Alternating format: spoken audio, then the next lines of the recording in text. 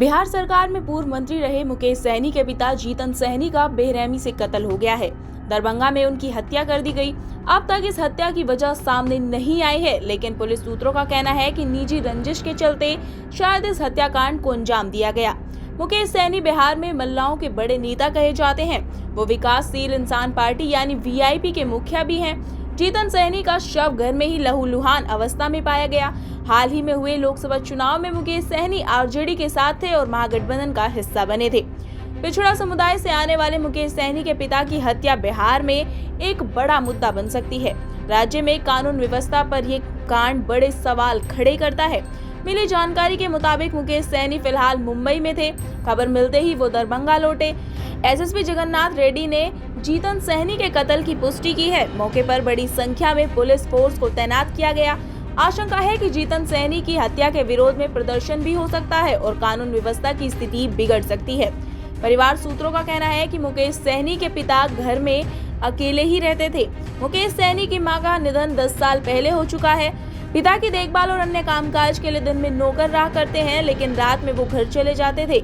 आशंका है कि रात में ही जीतन सहनी का कत्ल धारदार हथियार से किया गया। उनके शरीर पर इतने ज्यादा वार किए गए कि शव छलनी हो गया। मौके पर पहुंचे दरभंगा एसएसपी जगन्नाथ रेड्डी ने कहा कि मामले की जांच शुरू कर दी गई है। हर एंगल से पड़ताल की जा रही है ताकि पता चल सके कि हत्या की वजह क्या थी। एक ग्रामीण ने बताया कि जीतन सहनी के 2 बेटे और एक बेटी हैं। तीनों की शादी हो चुकी है और सहनी अकेले ही गांव के घर में रहते थे। मुकेश सहनी पटना में रहते थे। कहा जा रहा है कि मुकेश सहनी कई बार अपने पिता से पटना में चलकर रहने को भी कह चुके थे, लेकिन वो गांव में ही रहना चाहते थे। वहीं हत्या की खबर के बाद घटनास्थल पर पहुंचे वरिष्ठ पुलिस अधिकारियों ने बताया कि शुरुआती तौर पर ऐसा लग रहा है कि चोरी के इरादे से हमलावर घर में घुसे और विरोध करने पर उनकी हत्या कर दी गई। हालांकि शव के चारों तरफ खून बिखरा पड़ा हुआ है, जो कई सवाल खड़ा करता है। कई अंगों को काटा भी गया है। इस हत्या की जाँच के लिए दरभंगा के एसपी ने एसआईटी का गठन कर दिया है।